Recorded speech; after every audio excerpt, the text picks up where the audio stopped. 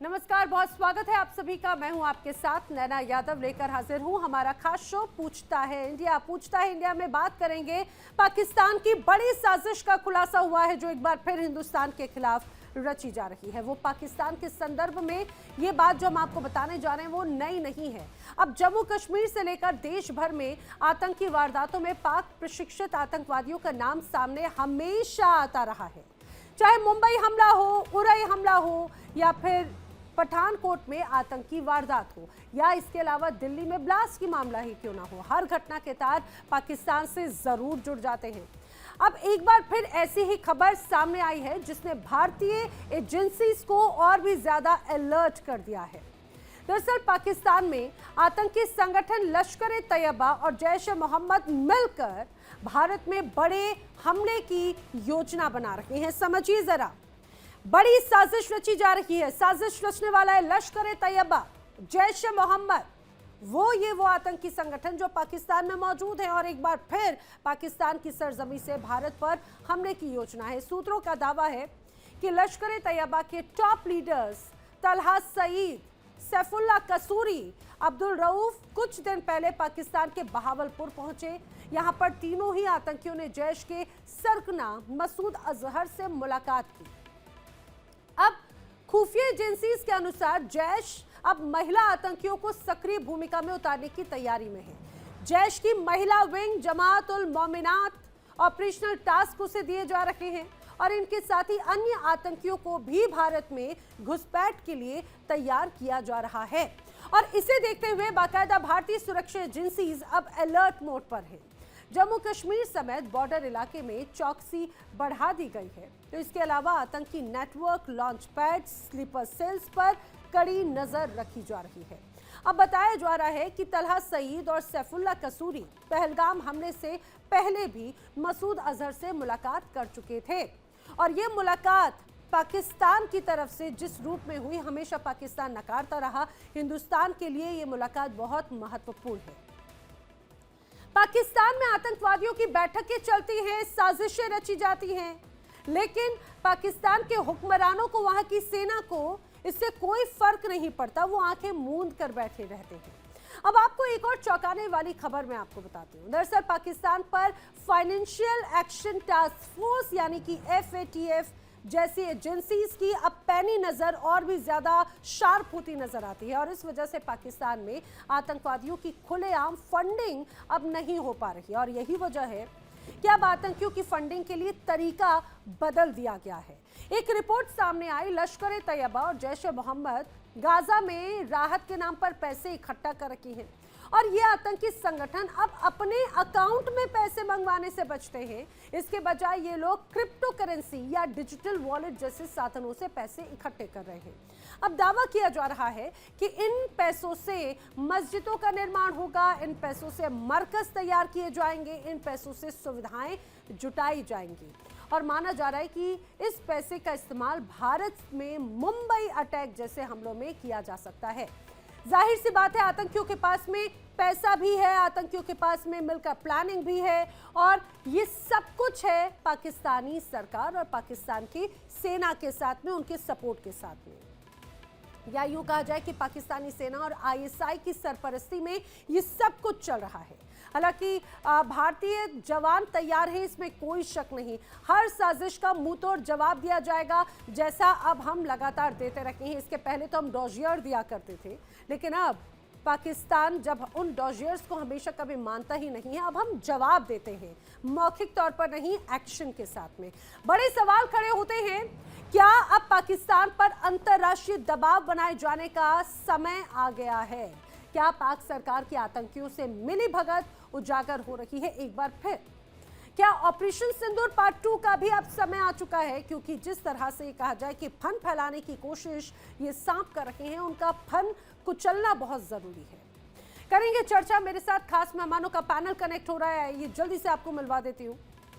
मेरे साथ रक्षा विशेषज्ञ retired major doctor Ali Shah connected हैं, विदेश मामलों की जानकार मोनिका बी सूद मेरे साथ में कनेक्ट हो रही हैं और पाकिस्तान से भी मेरे साथ जो पत्रकार कनेक्ट होंगे उनसे भी आपको मिलवाऊंगी। आप दोनों ही खास मेहमानों का बहुत बहुत स्वागत है। मैं सबसे पहले मेजर शाह आप ही से इस बात को समझना चाह रही हूँ, एक बार फिर से ये तमाम बड़े खुलासे हुए पहले तो जो अब बैठकों का दौर है, बहावलपुर में बैठक हो जाती है, यहाँ पर तलहा सईद की तरफ से बताया जा रहा है मसूद अजहर से मुलाकात हुई, तमाम आतंकियों के साथ में बैठकें होती हैं। क्या पाकिस्तान की सेना सरकार इन्हें नजरअंदाज कर देती है, या फिर इन सबसे छुपकर ये बैठकें होती हैं और उन्हें पता तक नहीं चलता, या फिर ये कहा जाए कि आंखें जानबूझ के मूंद ली जाती हैं और ये सारी चीजें चलती रहती हैं? मेजर शाह।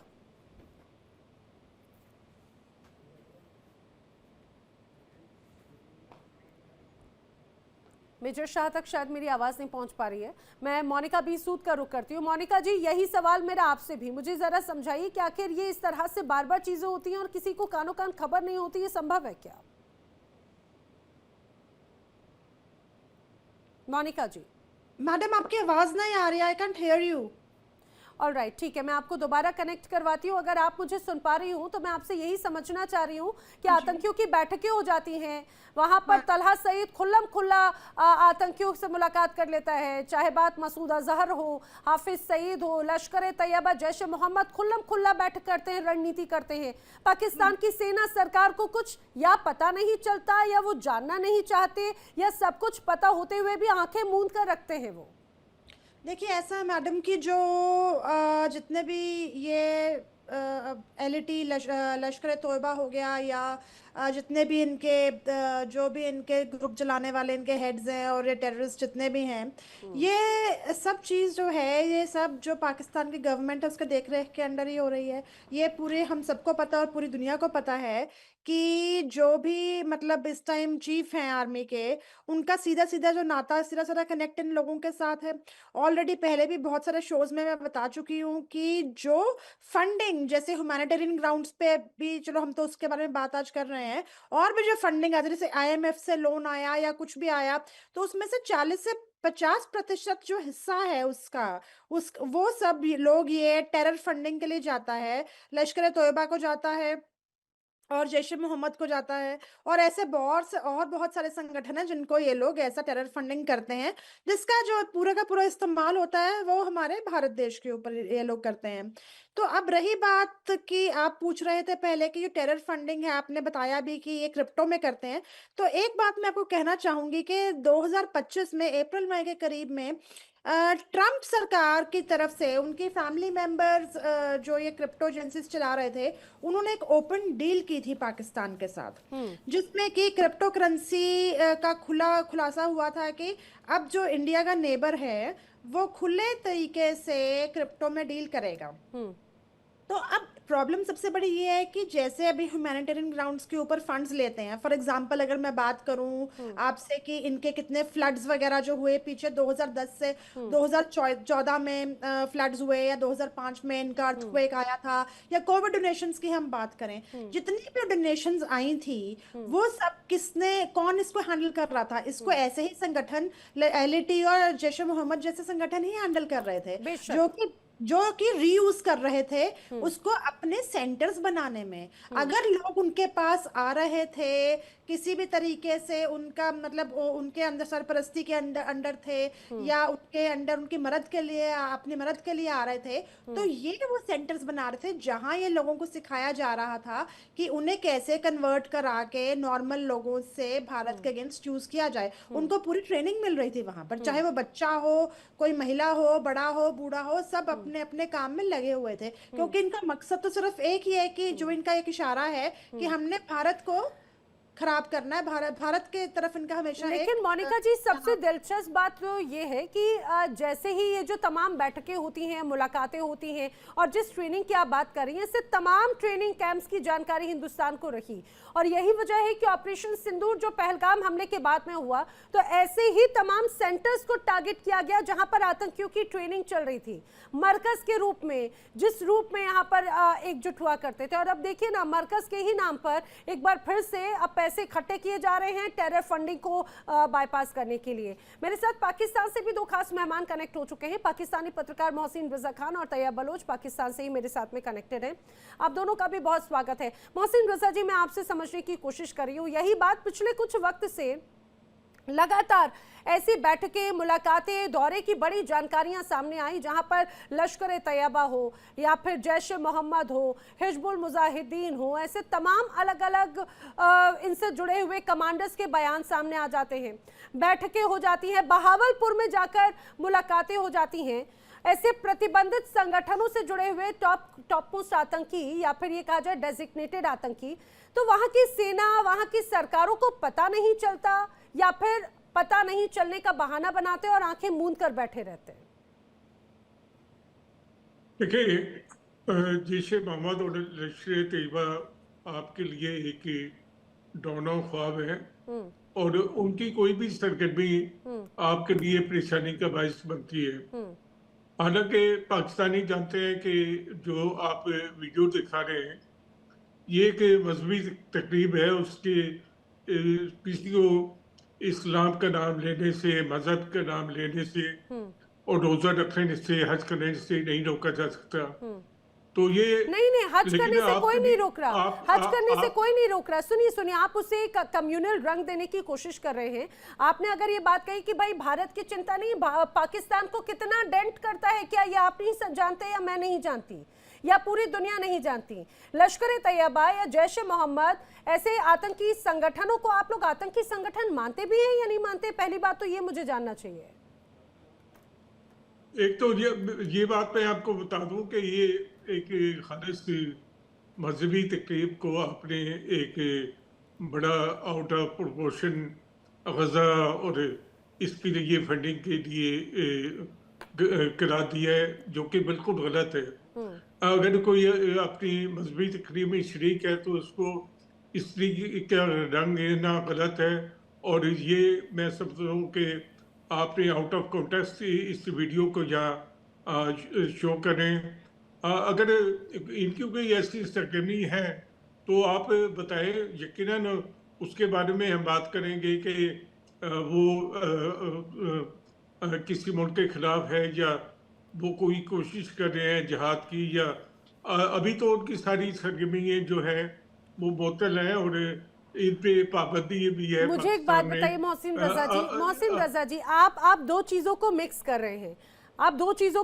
रहे हैं। आप एक तरफ एफएटीएफ की तरफ से जो तमाम रिस्ट्रिक्शंस है और उसको बाईपास करने के फंडिंग के तरीके को मिक्स कर रहे हैं, दूसरी तरफ इन मुलाकातों को बहावलपुर या तमाम अलग अलग जगहों पर बैठकें और मुलाकातों को मिक्स कर रहे हैं। मैं इसको थोड़ा और इजी कर देती हूँ, दो अलग अलग हिस्सों में तोड़ते हुए। पहले हम बात कर लेते हैं आतंकी संगठनों की बैठक की, और उसके बाद में फिर मैं फंडिंग और उसकी गाजा का जो आप जिक्र कर रहे हैं मैं उसकी तरफ आऊँ। पहले आप मुझे बता दीजिए कि बड़ी बैठक होती है, बैठक बड़ी हो या छोटी हो, आतंकियों के वीडियोस आ जाते हैं, मुलाकातों की खबरें पूरी दुनिया में पहुंच जाती है, लेकिन पाकिस्तान में बैठे नेताओं को या वहां के अधिकारियों को, टॉप मोस्ट आईएसआई अधिकारियों को भी क्या पता नहीं चलता या अवॉइड कर देते हैं? मैं यही आपसे गुजारिश कर रहा हूँ कि अगर कोई मजहबी तकरीब में शरीक होता है, कोई मस्जिद में बैठता है कि या कोई मजहबी करता है, मजहबी सुनिए, मजहबी ये जो बैठक होती है उसमें भी डेजिग्नेटेड आतंकी अगर शामिल हो जाते हैं, सैफुल्ला कसूरी जैसे लोग आके कहते हैं कि भाई हमें तो पाकिस्तान की सेना प्रोग्राम्स में इनवाइट करती है, हमें पाकिस्तान की सेना ऐसे जनाजों में नमाज अता करने के लिए बुलाती है, डेजिग्नेटेड आतंकी नहीं, आपके लिए वो दहशतगर्द है। आप ये बताएं कि हमारे लिए वो दहशतगर्द है तो हम उनको उनके लिए बात करेंगे। एक वो है लोग जो आपके लिए दहशतगर्द है लेकिन हमारे लिए हीरो हैं। यूनाइटेड नेशन की तरफ से दहशतगर्द उसे घोषित किया गया है। मोहसिन रजा जी, यूनाइटेड नेशन की क्या आप हर बात मानते हैं? यूनाइटेड नेशन अरे आप यूनाइटेड नेशन को आप नहीं मानते, यूनाइटेड नेशन आप किसे मानते हैं? फिर कश्मीर में प्रेसिडेंट करवाए, आप उसकी बात मानते हैं? आप एक बात कर लेते हैं कि यूनाइटेड नेशन की हर बात आप भी माने और हम भी मानते हैं। आप अपनी मर्जी की बात मानते हैं। कौन सी बात मानना है? कौन सी बात? हिंदुस्तान को कितनी बार यूनाइटेड नेशन की तरफ से फटकार लगी? आप सुनिए, ये एक पुराना ख्वाब है आपका, अधूरा ख्वाब। जाने कितनी पीढ़ियां जो हैं वो बदलती चली गई। आप बार बार उसकी तरफ आते हैं। अगर मैं अभी बलूचिस्तान का जिक्र कर दूंगी ना, अगर जम्मू कश्मीर की बात है तो वहां के आवाम, वहां के जो राजा थे, वहां की जो रियासत थी, उन्होंने बाकायदा खुद हिंदुस्तान के साथ आने की बात कही। बलूचिस्तान में आपने क्या किया? 227 दिनों तक स्वतंत्र तौर पर उन्होंने अपनी सत्ता चलाई, उसके बाद में दबाव के साथ में आपने उन्हें अपने कब्जे में लिया है। वहां की जनता तो अभी भी अपने आप को आजाद मानना चाहती है। आप बलूचिस्तान का तो आप जिक्र, मैं अगर आप जम्मू कश्मीर की बात करते हैं तो जरा बलूचिस्तान की भी बात कर लेते हैं।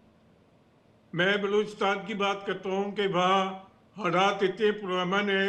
मैं अभी वहाँ से होकर आया हूँ, एक हफ्ते वहाँ रहा हूँ, और वहाँ पे पाक फौज ने अवाम के साथ तकरीबन एक महीने में 4,500 मीटिंग्स होती हैं अवाम के साथ। जो इंडिया ने वहाँ पे दहशतगर्दों की सरपरस्ती कर रहा है, उसको काउंटर करने मोहसिन जी, के लिए मुझे बड़ी हैरानी होती है, आप जैसे सीनियर जर्नलिस्ट अगर कहते हैं बलूचिस्तान पाकिस्तान का हिस्सा भी मानते हैं या नहीं?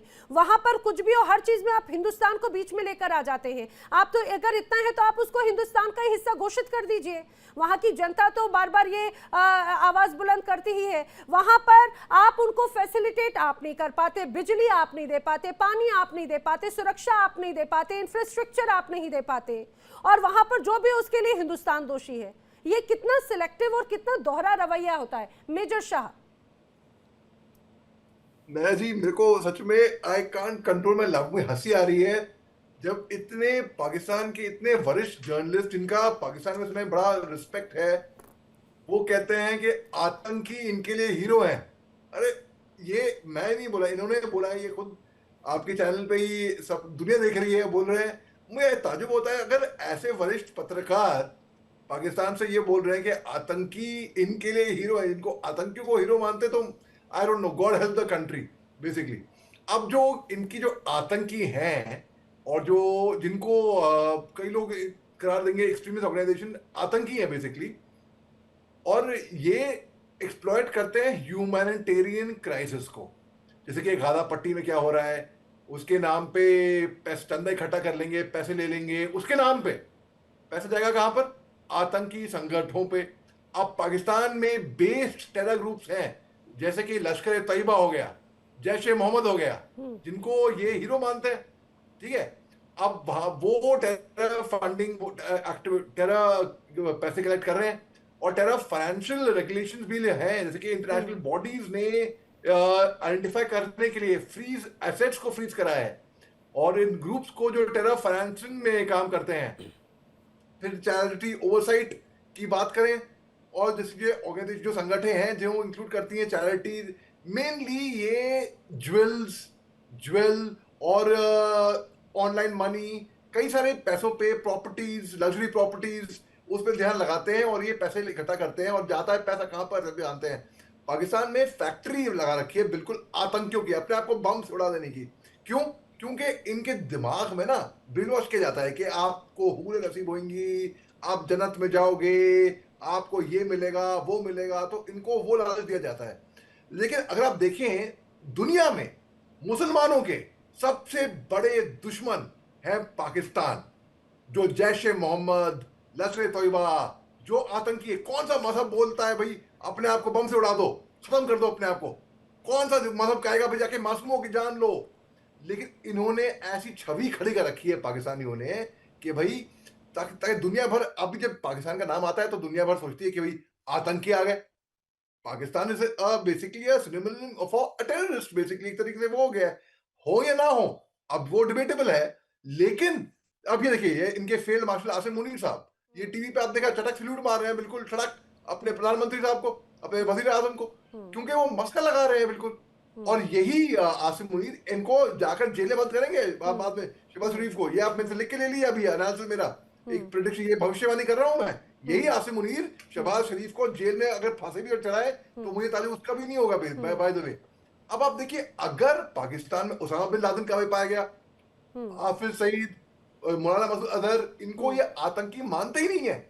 उसामा बिन लादेन तो इनका हीरो था, इनको तो हीरो मानते हैं। अभी कहते हैं UN is basically a globally recognised United Nations, वो कहते हैं, जो सेकेंड वर्ल्ड वॉर के बाद फॉर्म हुआ था, कि भाई इसका ऑब्जेक्टिव था कि भाई तीसरी विश्व युद्ध होनी नहीं चाहिए, लेकिन पाकिस्तान क्यों कब नहीं सुधरेगा।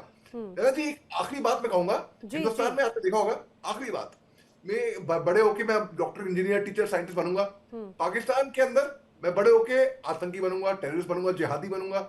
इस तरीके से पाकिस्तान के अंदर वो एम्बिशन, वो अगर मंशा लेके चले, अब भाई आपने ऑपरेशन सिंदूर के टाइम पे देख लेकिन लिया मेजर शाह मुझे लगता है कि वो बनना नहीं चाहते, दरअसल उन्हें जो तस्वीर दिखाई जाएगी वही बात है। लेकिन आज की जो जनरेशन है वो बड़ी समझदार है, जो जेनजी है वो बड़ी समझदार है। अभी हाल ही में एक पोस्ट डिलीट करवा दिया गया था जिसमें बाकायदा यहाँ की सेना और सरकार के खिलाफ कुछ बातें लिखी गई थी, सवाल पूछे गए थे, ये पूछा गया था कि भाई इस तरह से देश के हालात क्यों हैं। और उसके बाद में जब पोस्ट डिलीट करा दिया गया, एक्शन लेने की बात हुई, विदेशी धरती पर बैठ के उस स्टूडेंट ने किया था, उसके बाद से जेनजीज के विरोध प्रदर्शन का सामना भी करना पड़ा सोशल मीडिया पर भी। तो मुझे लगता है आज की जो जनता है वो बखूबी इस चीज को समझती है, और यही वजह है कि बलूचिस्तान, केपीके, पीओके के कई हिस्से से बार बार यही आवाज आती है कि भाई इतने सालों तक शोषण कर लिया हमारा, हमारे नाम पर लूटते रहे, और अब तो गाजा के नाम पर जनता से पैसे उगाही की जा रही है।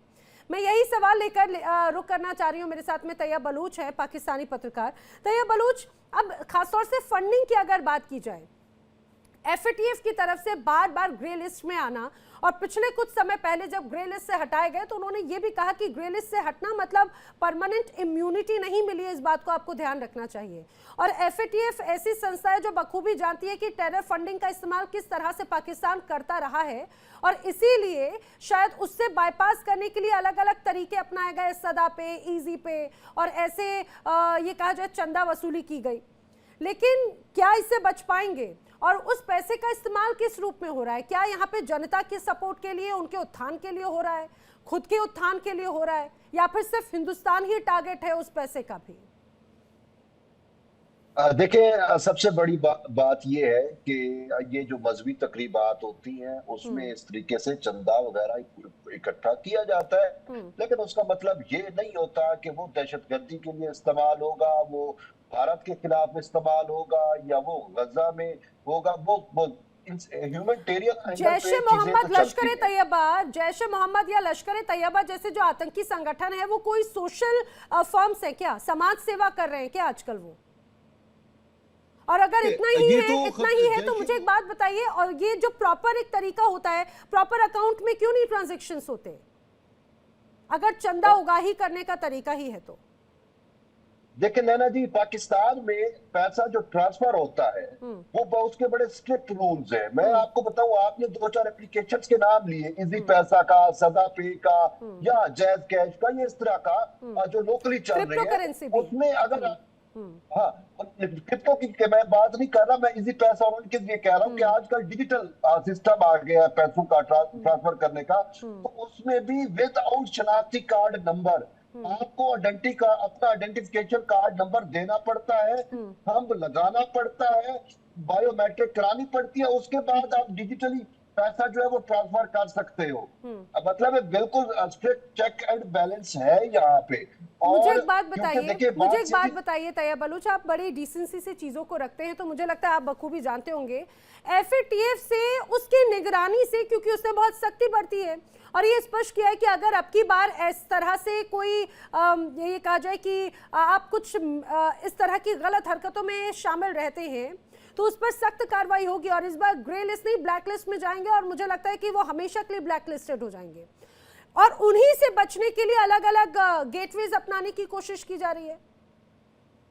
देखिए, हमने फाटफ के तय करदा जो असूल है हमने उस पे फुलफिल किए हैं, इसी वजह से उन्होंने हमें जो है ग्रे लिस्ट से निकाला है। और अगर हम तो उन तमाम प्रिकॉशंस को, उन तमाम मेजर्स को लेके चल, देखिए मसला सिर्फ, देखिए भारत को ये मसला है कि शायद जो भारत मुखालिफ दहशतगर्द है वो पाकिस्तान में फंडिंग वगैरह कलेक्ट करते हैं। आप हमें भी तो देखें ना, पाकिस्तान के अंदर कितने ऐसे ग्रुप्स मौजूद हैं जो पाकिस्तान के खिलाफ दहशतगर्दी करते हैं। अगर हम कहीं पे हम ऐसे होल रखेंगे तो आप एक्शन क्यों नहीं लेते? मेजर शाह कुछ कहना चाह रहे हैं, दोनों को लेकर के खिलाफ ही इस्तेमाल होगी, ऑडियो आप करे सारे पाकिस्तान के खिलाफ हमने एक्शन लिया हुआ है, हमने तमाम मैकेनिज्म इंतहाई स्ट्रिक्ट किया हुआ है। देखिए करेंसी की अगर आप बात कर रहे हैं तो करेंसी पे चली गई है, इसका मतलब ये नहीं है कि वो भी दहशतगर्दी के इस्तेमाल होगी। ठीक है बोल दे। देखिए जी सिंपल सी बात है, ये लोग चटकी मारने की कोशिश करते हैं, तो जो स्क्रूटनी होती है ना, फाइनेंशियल एक्शन टास्क फोर्स है, एफएटीएफ के, जैसे आपने बताया कि ग्रे लिस्ट पे था, अभी सीधा ब्लैक लिस्ट होएगा। अब ये इन शिफ्ट हुआ है बैंक अकाउंट से डिजिटल वॉलेट्स, क्रिप्टो करेंसी जैसे कि इजी पे, पैसे, सदा पे, इन सब पे। और टोटल अमाउंट जो है, जैश ए मोहम्मद ने बोला है, ये मैं नहीं बोल रहा हूँ,